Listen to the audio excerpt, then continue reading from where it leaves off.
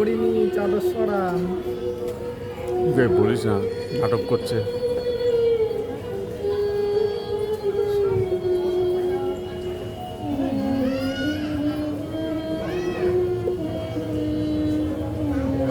জানলা দিয়ে কাকে দেখছে?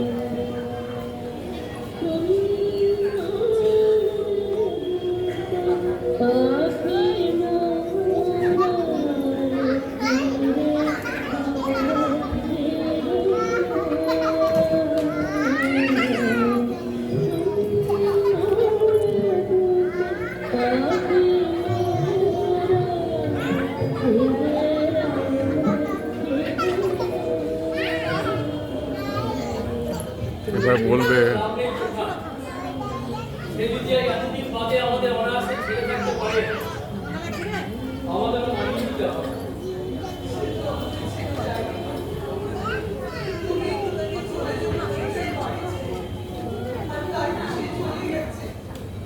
তোমার কথা ভেবে তুমি সহ্য করতে পারবে, তোমার ধর্ম তোমার সংস্কারটাকে গ্রহণ করতে পারিনি বলে শুধু তোমার কথা ভেবেই তো কথা বলছো না। বলছি সত্যি তুমি যদি আমার কথা ভাবতে এতটা নিষ্ঠুর তুমি হতে পারতে না। তোমার কথা ভেবে তো ওকে নিষ্ঠুর হতে হলো।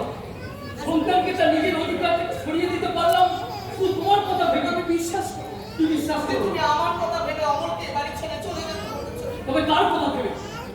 মেয়েটির খাবার খাওয়াটা যখন তুমি নিজে ছুঁতে পারলে না, সে যে বিছানায় শুয়েছিল সেই বিছানাটা যখন তুমি বাড়ির কাজের মেয়েটাকে দিয়ে দিলে, তোমার ঠাকুরের প্রসাদ যখন মেয়েটির হাতে না দিয়ে মসজিদে রেখে দিলে, তখন কার কথা ভেবে আমি তাকে বলবো যে তুমি হাসিনাকে নিয়ে অন্য কোথাও চলে যাও? বলো বলো, কার কথা ভেবে? কিন্তু পারবো না। সন্তান রাখো। শুধু আমার মনে ভেবে এই কাজ করলে কেন?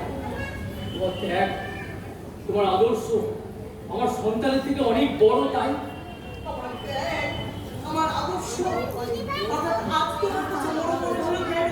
আজ নয় বলখান, চিরকালই আমার কাছে বড়। হঠাৎ আজই তার প্রমাণ দেওয়ার দরকার হলো কেন? এতকাল তার প্রমাণ দেওয়ার কোনো সুযোগ আসতে পারে? মিথ্যে কথা, মিথ্যে কথা।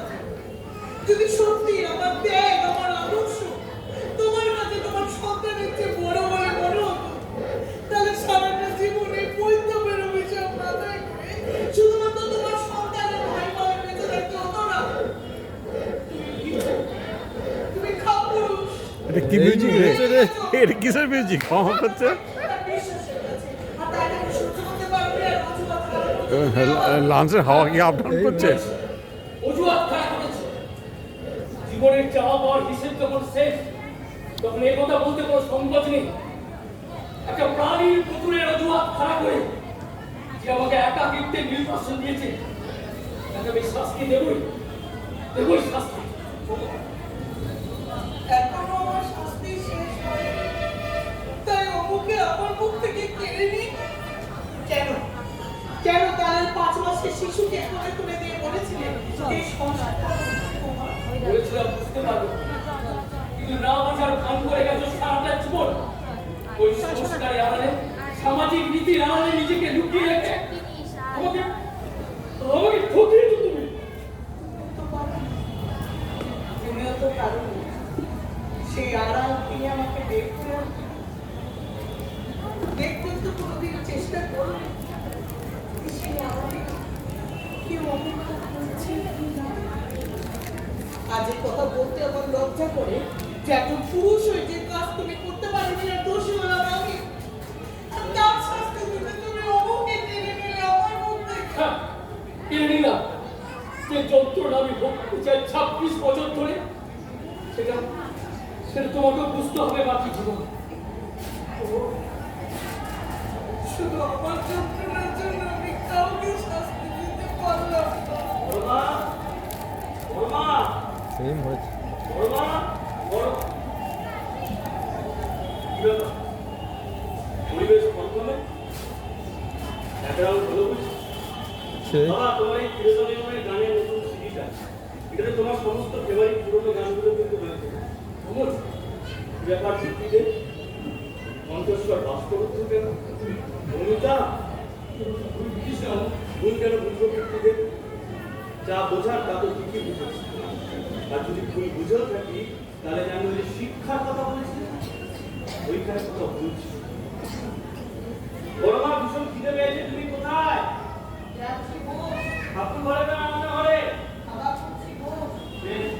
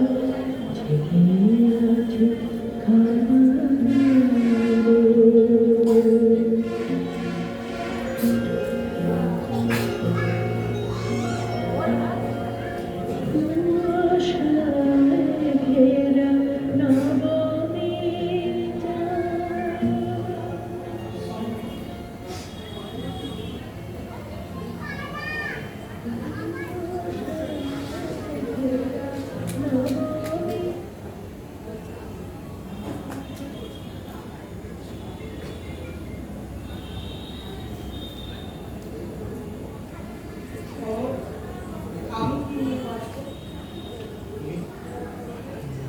তুমি ভাববে তোমার ধর্ম নিয়ে, পুজো নিয়ে, আচার নিয়ে, পুরুষ নিয়ে কত কিছু আছে। আমি তোকে ছাড়া কি করে বাঁচবো? ওই তো বললাম তোমার আমাকে সব কথা বলে লাভ নেই। তুই হাসি লাগে কোথায় নিয়ে? এইখানে, এই বাড়িতে। কি অধিকার আছে তোমার এই আদেশ দেওয়া? তোমার আদেশ তাকে তো আমি এই বাড়ি ছেড়ে নিয়ে যাইনি, সুতরাং তাকে ফেরানোর আদেশ তুমি দিতে পারো। তবে তুই আমায় নিয়ে চল, কোথায় নিয়ে? যেখানে হাসিনা আছে। হাসিনা? তো কোথায় গেছে সে? বিদায় করে দিয়েছি আমার জীবনে। সেদিন সেদিন এবারে বড় মাতাকে পছন্দ হয়নি সেদিনই। এ তুই কি করেছিস? তোর একটু কষ্ট হলো না? তোর একটু লজ্জা করলো না? একটা মেয়ে ভালোবাসিতে ভেবে অপমান করতে কাপুরুষ কিন্তু না না, লজ্জা করবে কেন? আরে মানুষের ভালোবাসা অপমান করা তো এই বংশের নিয়ম। এখানে ধর্ম আগে, সমাজ আগে, লোক সংস্কার আগে, লোক ভয় আগে, তারপরে তো মানুষ, তারপরে তো ভালোবাসা। তাই আমি তাকে বিদায় করে দিয়েছি। তাহলে তুই এ বাড়ি ছেড়ে কেন চলে গেলি? আমি তো ছেড়ে যাইনি বলো। পিতার আদেশে স্থানান্তরিত হয়েছি মা। তাছাড়া তুমি যতদিন আছো, আমাকে তো রোজ এখানে ফিরে আসতে হবে।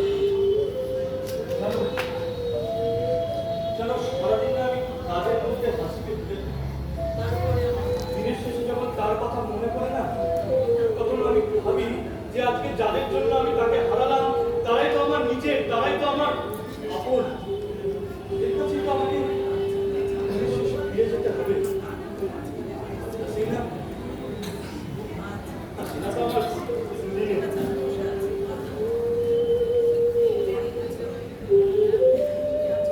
তরকারি কিন্তু চমৎকার হয়েছে মনে হয়।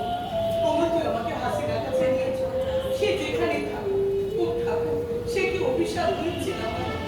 আর হয় না বলো। একবার যে আমি ফিরিয়ে দিয়েছি তা আমি আবার দুহাত পেতে ভিক্ষা চাইতে পারবো না। আর তাছাড়া সে ফিরে দেবতার অভিশাপ নিয়ে আসবে আমাদের সবার উপরে। এসো, নেমে আসো, সবার আগে আমার উপর আসো। তুই তাকে ফিরিয়ে আন। তোর এই মুখ আমি আর দেখতে পাচ্ছি না। কিন্তু যে মুসলমান বড় মা, তুই কি আমাকে পরীক্ষা করছিস? তুই কি দেখতে চাইছিস যে আমি আমার অমর ভালোবাসার জন্য সবকিছু ত্যাগ করতে পারি কি না? না বড় মা না, তোমার ধর্ম, ওটা দিয়ে তুমি সারাটা জীবন নিজেকে রক্ষা করে এসছো, তা তুমি ভেঙে ফেলো না। তোমার তোমার অন্যর ভালোবাসা অতটা মূল্যবান নয়, বড় মা, অতটা মূল্যবান নয়। বংশ, শোন না, তুই আমার ভালোবাসিস না বাবা? বলো বলো, আর কি প্রমাণ চাও বলো? তোমাকে আমি কথা দিতে পারি বলো, যদি আমার মৃত্যু লাগে, তোমার মৃত্যু ঘটে, তবে ওই দেবতার মূর্তি গলিয়ে আমি ওখানে তোমার মূর্তি বসাবো আমার পুজোর জন্য। তুই চুপ কর, চুপ কর, তুই চুপ কর, আমি সহ্য করতে পারি না। আমি জানি রে, পূজা মিথ্যা, ধর্ম মিথ্যা, সংস্কার মিথ্যা, সত্য শুধু ভালোবাসা। হাজার আড়াল দিয়েও আমি তাকে বাঁচাতে পারি। আর আজ আমি তাকে কিছুতেই মরতে দেবো না। না, ভালোবাসা তো মনে না করো না, ত্যাগের মধ্যে দিয়ে, বঞ্চনার মধ্যে দিয়ে সে তো আরো আরো মহৎ হয়ে ওঠে।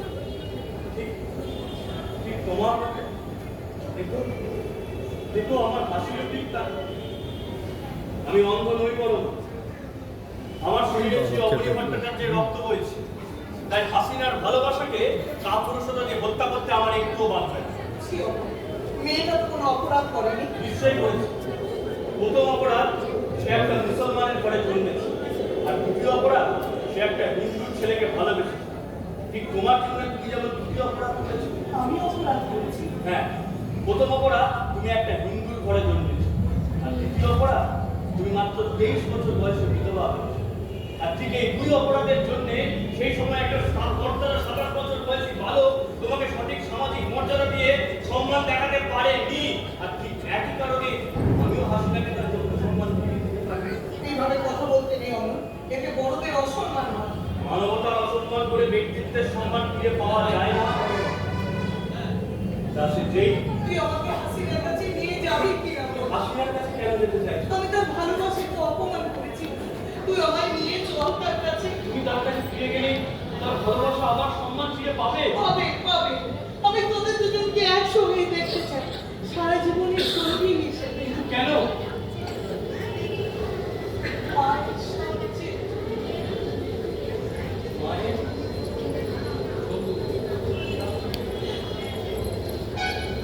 বেশ, তুমি কিন্তু আর কখনো এখানে ফিরে আসতে পারবে না। চাই না, চাই না, আমি ফিরে আসতে চাই না।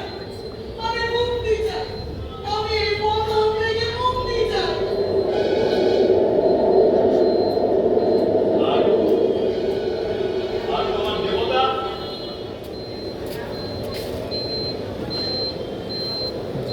সে যেখানে আছে। এই ঝড় উঠেছে। বেশ, থাক সে যেখানে। চলো চলো তুমি আমার সাথে।